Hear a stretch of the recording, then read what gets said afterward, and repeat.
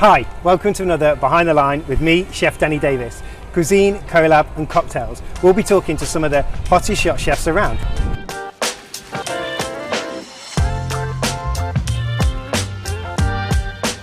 Hi, Chef Danny Davis here. Another episode of Behind the Line with Chef Danny Davis. We're in Rybovich Marina with yacht chef Jamie Tully. How you doing, buddy? Good, mate. How are you? Good How's to see things? you. Very well, mate. Very Haven't good. seen you for ages, man. Yeah, it's been a few months. Yeah. It's good to see you. Yeah, nice to see you, brother. Anyway, let's get on with it. So, how did you become a chef, Jamie? So I guess I started off in the whole cliche thing, you know, in the kitchen with my grandma and my mother. My father was quite into like cooking curries on a Friday and a Saturday, and Oh yeah, where's that? Like, you from Wales, right? yeah, mid Wales in the valleys. Yeah, back in the valleys. Yeah, so like, you know, coming home from school on a Friday was, you know, I opened the door to like, you know, all the spices and chilies and like choking on them, but it sort of developed my palate and interest in of cooking from sort of like, I would say 6 or 7. Yeah.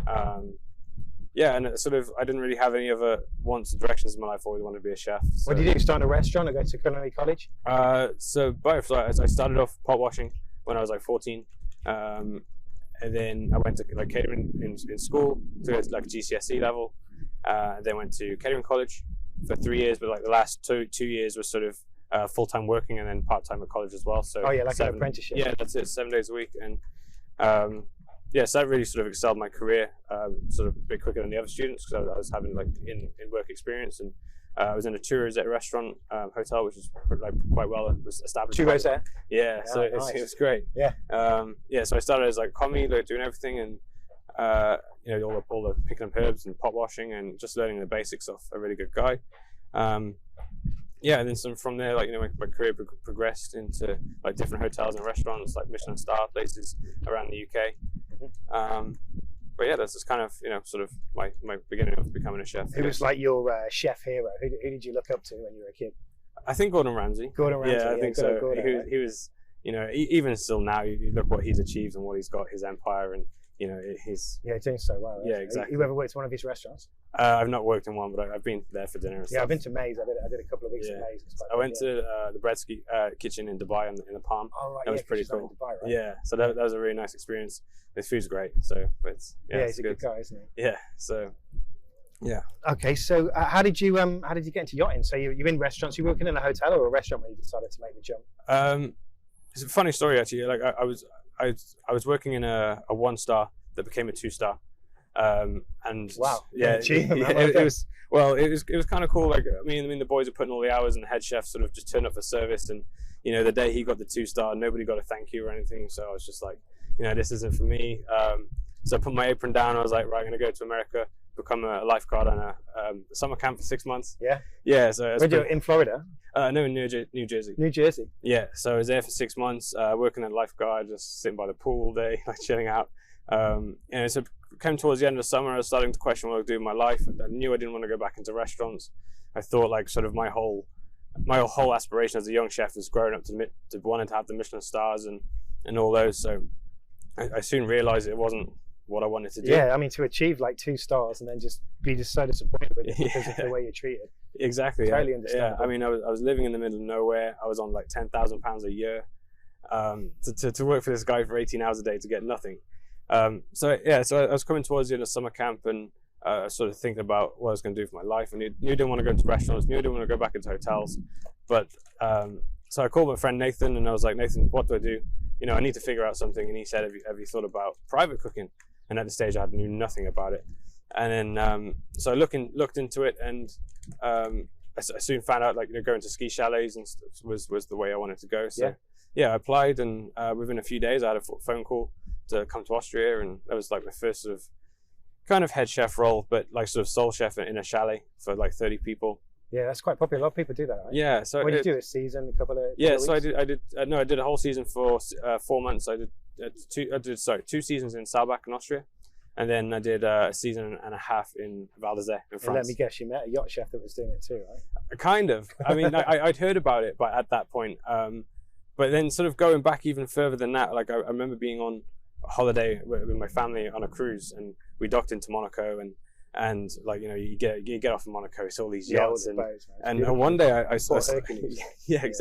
So I saw this chef getting off this yacht, and like I was just like, I didn't know it existed, you know, and sort of it's kind of way like two stories kind of ended up in the same place. And so one of like my proud moments of my career so far is that when I was on that holiday, I was about 12 years old. We went to the Caf de Paris, sat down with my parents, had an ice cream, and I was like, oh right, okay, next time I come here, I'm gonna be a yacht chef.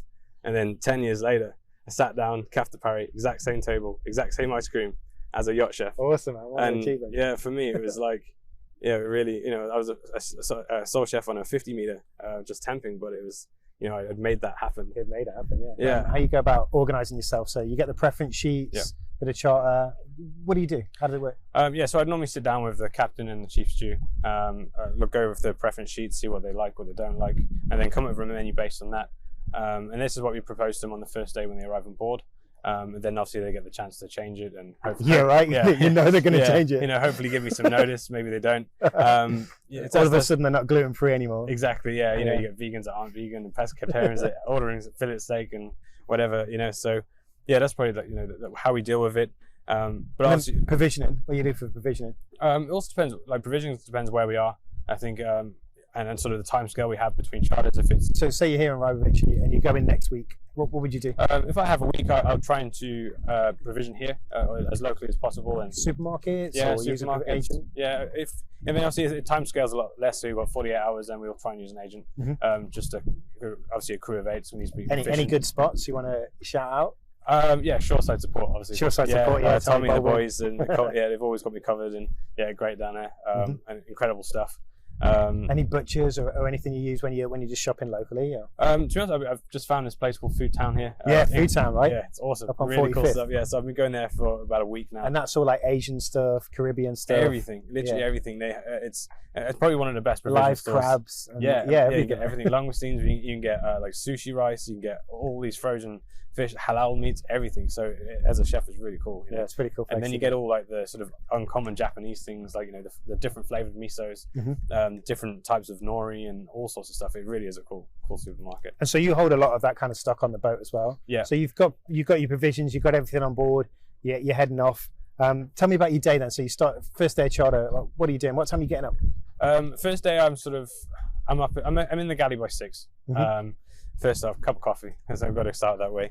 And then sort of like, you know, I start prepping breakfast and sort of reevaluate the menus, make sure I've got everything going. And so I wait for the guests to wake up, and then I ask the chief stew to present the daily menu to the guests. Yeah, any of those last minute changes. Give them last minute changes, you know, give them a chance to also plan their day if they're going out for dinner or something, that they can plan around what I'm doing for food. Yeah. And then obviously it's looking after the crew. We do crew breakfast and lunch and dinner on this one. Yeah. So it's looking after the crew as well as looking at guests. So you get hot breakfast every day? Every day, yeah. Sweet. Yeah, sometimes it's just simple as like pastries and fruits, but then when we do eggs Benedict, and, you know, it's all depending on how much time I have. If the guests are super demanding, you know, the crew sort of suffer a little bit. And they don't get as much, but when they're a little bit chill, you know, I try to look after the crew as much as possible. Then after that, obviously, it's like lunch, crew lunch. If I can, I'll try and take an hour off in the afternoon. It's very rare, you know what it's like. Yeah, I know what it's like. And then then there's preparation for dinner, and if I can get any mise en place done for the next day, and then stuff like this. By the time I finish, it can be sort of 10:30, 11. It could be 2 in the morning. Like, it really does change. What do you do to relax then? After say the charter's dropped off, drop off day. We all love drop off day, right? What's your kind of routine there? You go out and enjoy yourself, or I like to go out and unwind, and I like to book in for a massage, get my back clipped. 100%. I do that. Yeah. Normally a visit to the chiropractor is on the order. But yeah, I like to hang out with the crew, catch up with them, because even on a 40 meter boat, sometimes I go 2 or 3 days without seeing them. You know, like on the night watches and stuff. So yeah, for sure. Yeah, it's good to catch up with them. We go for a nice dinner, and then so we reflect on the charter and just let our hair down a bit, like go to a pool, go to the beach, and just really wind down. And, you know, hopefully we've got a bit of time for the next charter, and then, you know, good to go again. Yeah. So your boat's obviously here in Refitting, going through a refit. What things you're hoping to get in the galley? Like what kind of cool gadgets you want to get put in? I always love going down to see Aaron in Culinary Convenience and going there. And, yeah, he's the guy, right? He's the guy to talk to, and he's got all the toys you could ever need. But yeah, so obviously like the Thermomix is quite a big. Yeah, you like Thermomix? Yeah, I love using that. Yeah, I love my Thermomix. Vitamix, we've got water bath, We're currently upgrading the ovens, so we've got like the standard Miele ovens, but we're upgrading these to combis and self-cleaning. And oh yeah, they're nice, right? yeah, I had one of those on the boat before. we're having like hot lamps put in the galley. Oh yeah, I mean you don't see that much on boats. No, anymore, exactly. Yeah. So it's so we're going for a whole refit now, and the galley's been completely redesigned. So currently have an island in the middle that's been ripped out, and then we're having like a kind of a peninsular kitchen pass with storage underneath, and it's been completely custom built. And how much involvement did you have in that? A fair bit, actually. The actual design is mine. Oh wow! I came up with the design, so I'm currently working with the owners' reps, and they had their ideas, and sort of I said this works better in terms of the dynamics and how the galley actually works, and the sort of relationship between the pass and the stove, and then the sink, and how I work in there. Yeah, it's a great idea to have a pass. Exactly. So we've gained so much space in it, and like, so I'm really looking forward to seeing how the new fit is. We're all stainless steel at the moment, and we're going into different colours and different. Yeah, it's really exciting. Yeah, that's cool. So you got a couple of Mieles in there. You have a water bath. What kind of water bath is it? It's like an immersion circulator. I think it's Polyscience. Polyscience, yeah, they're really good, aren't they? Yeah, that's great. And we've got the Polyscience 3000 vacuum pack machine, which is awesome. It's a really good one. Yeah, they're the main toys I have. Obviously, a Vitamix. They're probably the main things we have. How about technology in the kitchen? So I just did a new build, Enzo, and we had TV screens connected to iPads. And so you can put the recipes on there, and you put it on the TV screen. So you got that kind of technology going on. What's going on? That's actually cool. I've not heard of that before. We have a TV screen being put in, but it's actually going to have a camera feed from the tables. Oh right. So we can monitor the guests, and because obviously two different levels, so the stewardess keep an eye on when they're finishing, and just cuts down on that communication on the radios and sort of that more discreet professional. But yeah, the sort of technology. Obviously, we're upgrading the radios and sort of trying to be that sort of more higher class. And so yeah, it's really cool. Because it was an expedition boat. Yeah, and now it's been refitted into luxury yacht. Yeah, exactly. Yeah. But is it ice breaking? Can it go up to Alaska? Yeah, it can go all over the world. This boat. Wow, yeah, that's it's really awesome. cool. Yeah, so it's got a cool itinerary. We're going over to the Med in May. Yeah, so really looking forward to having stuff. Over to the Med in May. Yeah. So that leads me on perfectly to traveling. So where have you been? What's been cool? And like, tell me a little bit about where you've traveled. Yes, during my career, I've been lucky to go to all over the world. Middle East. I spent quite a few years there, land-based and on yachts. Yeah, in Dubai. Yeah, Dubai, Abu Dhabi. I did Oman, and then we did sort of Middle Eastern season, go down to the Maldives, and that was really really epic. Wow, yeah, Maldives is so beautiful. It's beautiful. It's so untouched, and really really a special place to see. And then obviously like over here with Bahamas, done the BVI's, done some of the Caribbean, Florida. And obviously I've done. Apart from yachting as well, through my ski seasons and chalets, like I've done a lot of the Europe, like Malta and Gozo was like one of my favorite places to go for sure. Yeah. So crew life, Jamie, what's it like working with the crew? Who is your most important member of the crew, maybe apart from the captain? Probably the stewardesses. I think. So how many stews do you have on this boat? 2. So quick shout out to Tash and Ariana, the chief stew and second stew. We have a really good relationship, and it's so important.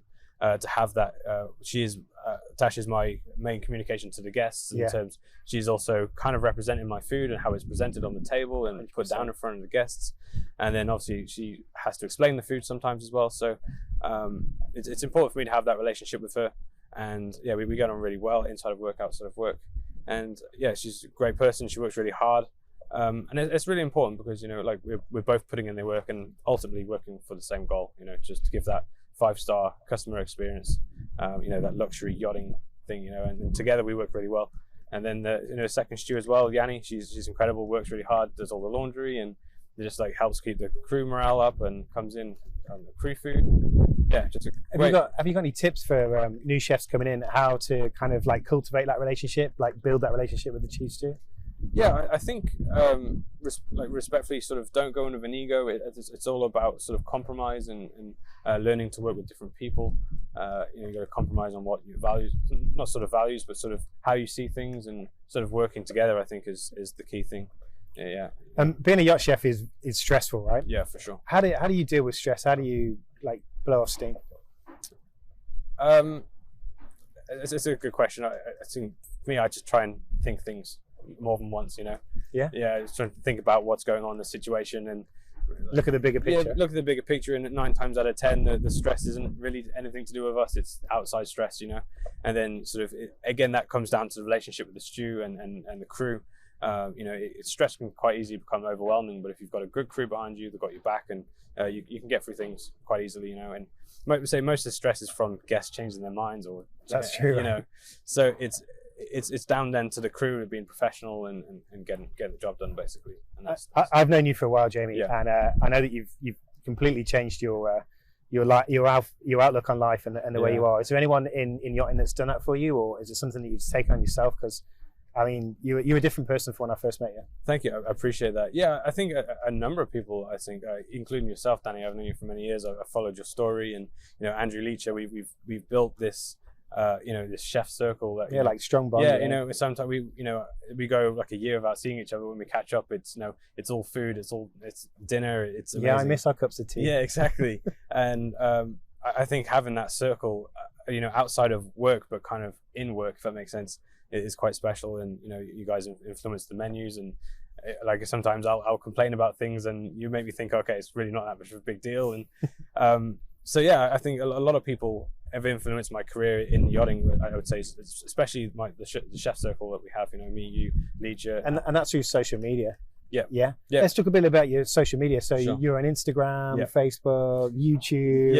You're everywhere, right? Yeah, well, mainly Instagram. I did YouTube for a while. I've got a couple of videos up on there. And I remember when you did COVID, right? So you did lockdown videos. Yeah, so I was in Tenerife as a chef for a businessman, and he had to fly home, couldn't fly back. So he left me in his apartment for 2 months. So I decided to start a YouTube channel. So I did that then, and so sort of I haven't done it for a while, but it's something I want to kind of plug in again. And you've grown that now, haven't you? So you've got your own company now. Yeah. So it's sort of again COVID came around, and we've been in the shipyard and stuff. So came up with a company called Culinary Genius. Culinary Genius. Yeah. Yes, it started as a professional chef store selling chef knives, bamboo steamers.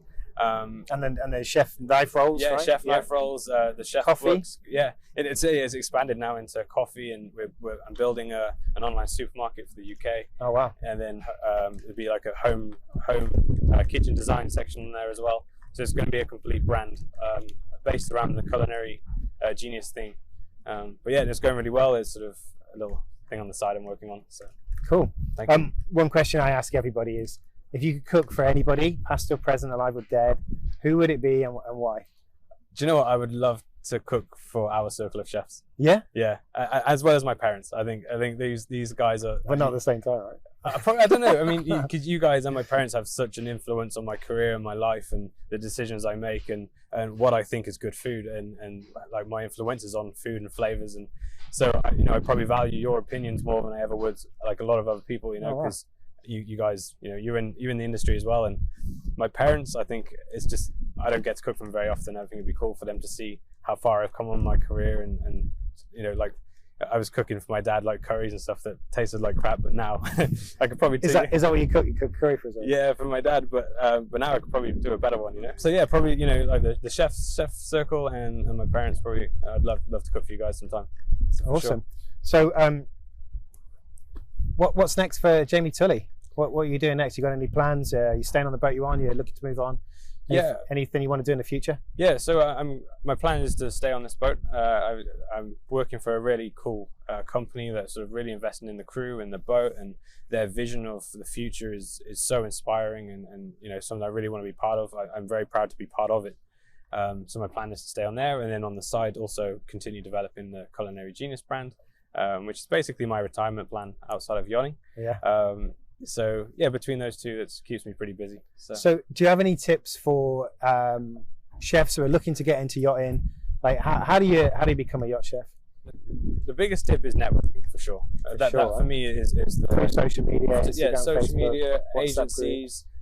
Talking to people. I think that is the biggest thing. The first job is the hardest to get, and then after that you start networking and. Like I've met people like you and Leacher and stuff. So now I'm in a situation where I can, if I do need a job, I can pick up the phone to one of you guys and hey, tell me what's going on. So that's quite a good thing. But it's advice, I'd say, be prepared to work hard, be prepared to work hours. Don't come into yachting thinking it's easier than restaurants. Don't think it's, people. The Instagram is sometimes misleading because they see the pics of the beach and and the yachts and all that sort of stuff. And that's really such a small side of what we do. You know, we are in the galley 6 in the morning, 1 a.m. straight through. We are dealing with last minute requests, you know, and then we have to be the best at everything, right? You know, if somebody asks for sushi, we have to be all of a sudden best sushi chef. Yeah. They ask for, you know, curry, now we have to be Indian. Now if they ask for a souffle, we have to be French. You know, it's so your repertoire has to be so much bigger than you in a restaurant, and you kind of have to be, you know, as good as the master of all things, which is very difficult. I kept getting a lot of questions on Instagram. How do you do this? How do you do this? Like, what's the crack? Like, where'd you go? And I thought, you know what, I'm just going to write a book.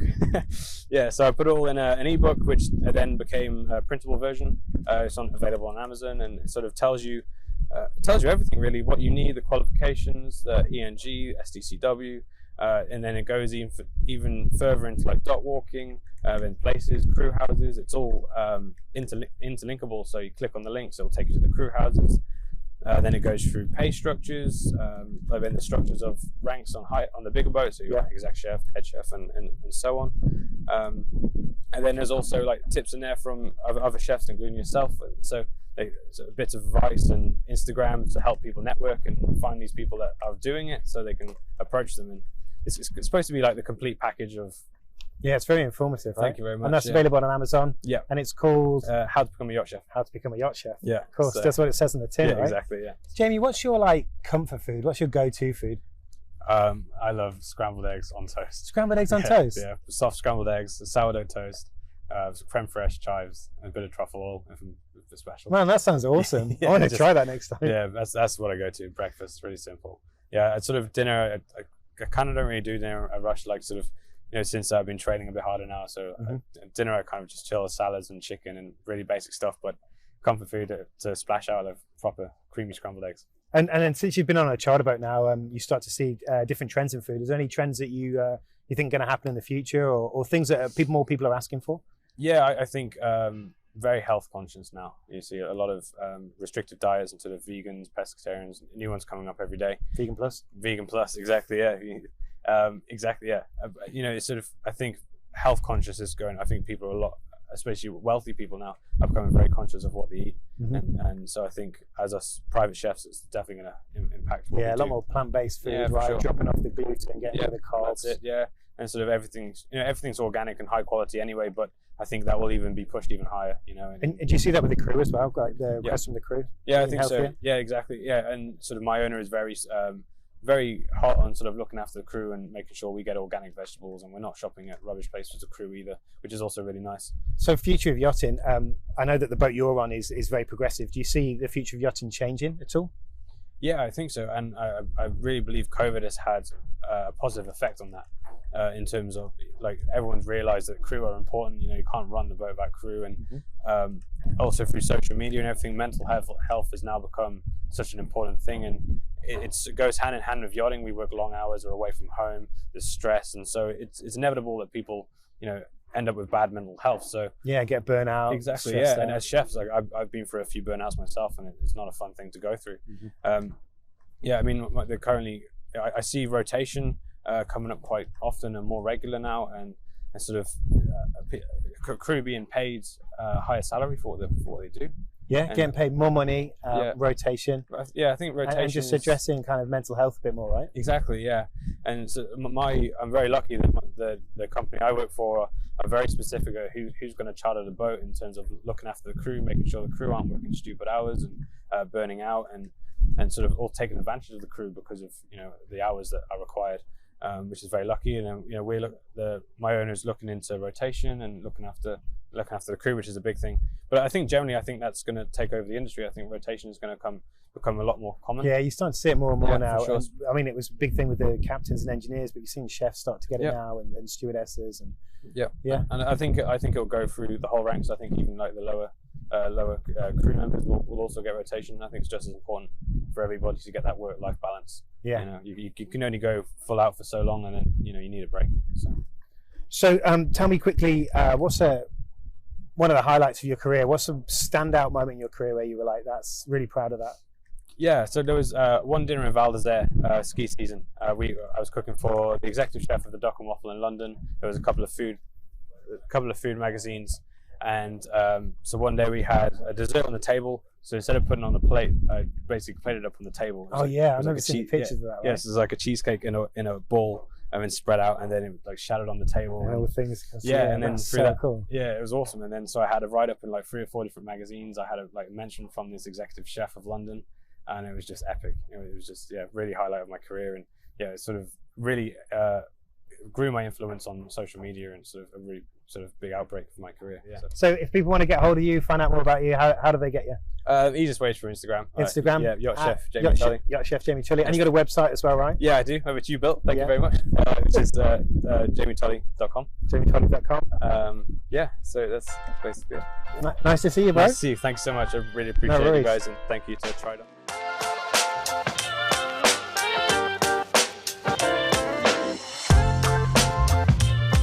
Thanks for tuning in. See you next time for more chefy content on Triton News.